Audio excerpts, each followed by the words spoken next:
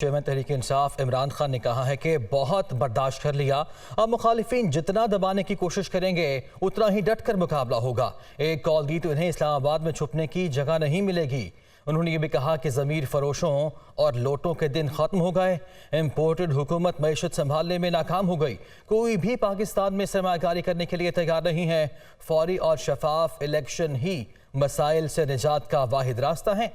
इमरान खान बहावलपुर में जलसे से खिताब कर रहे थे।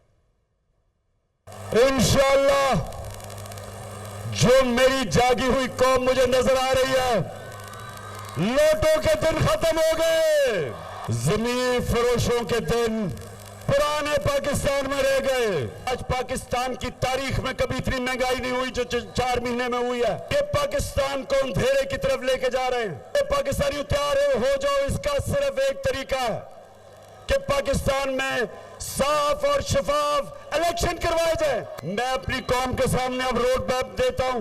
5 साल के लिए अगर हुकूमत आएगी, उससे सियासी इस्तेकाम होगा कि मैं पूरा प्लान बना रहा हूं कि अपने बैरून मुल्क पाकिस्तानियों को किस तरह उनको पाकिस्तान में सरमायाकारी करवाएं। तुम्हारी गवर्नमेंट सुन लो, जो भी तुम्हारे पीछे सुन लो।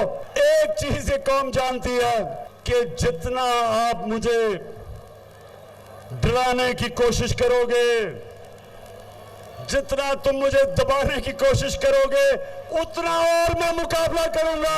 पाकिस्तानी कौम मेरे साथ खड़ी है। ये जो हरबे इस्तेमाल कर रहे हो मेरे खिलाफ, आप समझ रहे हैं कि आपकी वजह से हम घबरा के पीछे हट जाएंगे।